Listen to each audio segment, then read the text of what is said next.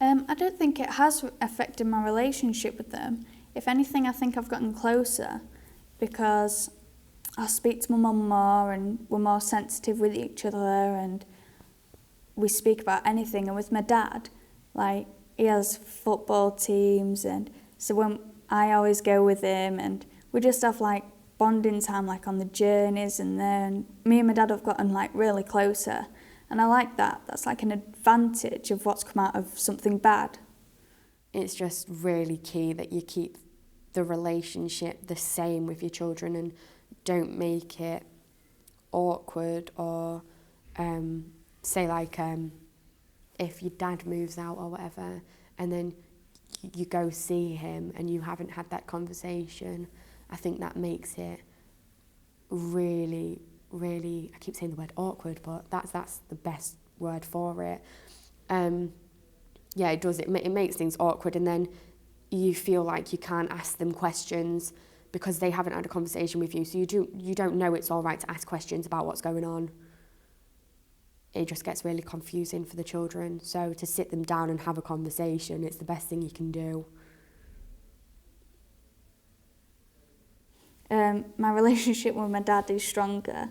We have more bonding time and we go out a lot more and speak, and we're always having a laugh now and we get more time.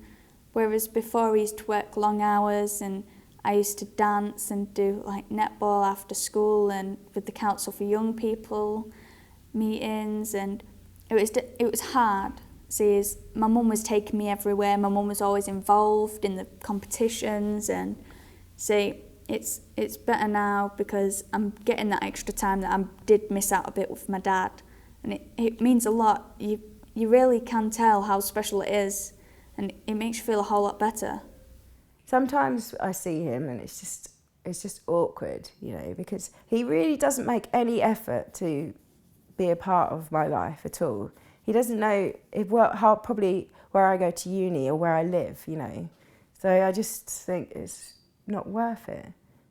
I think he could have managed it better, A, by keeping regular contact, like actually making an effort, like calling 3 times a week or something like that, making sure that we're okay. That's like the emotional side, coming back, like when he said he would, keeping to promises, not lying to us. And then like the financial side, more like supporting us, because my mum being a single parent at the time, like sending me and my sister both to fee-paying schools, like only having her as the single like breadwinner, it doesn't help. And like him having a job out there, well, he said that he didn't, but you can't support a life in Africa with no job.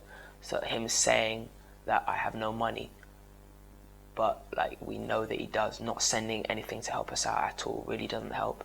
So yeah, more at the moment for my sister and stuff, the best way he could have kept contact was actually making an effort to call, send texts, and then with my mum and me, more like sending more money and stuff like that, and actually coming to see us. So yeah, so I think he could have done better. I wish that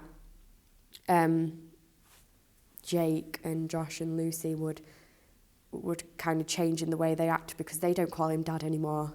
They call him Andrew. They don't want anything to do with him, and that makes it hard on me, because I decided, and I spoke to my mum about it, that if I get good GCSE results, I'm going to go and see him and tell him how I've done. I don't know why, it was just one of those things that I think I have to do or want to do. And I think it'd be easier if they change their attitude towards him, because then if I come back and say I've seen him, I just get the questions, why have you done that, why have you done this? It's a bit awkward.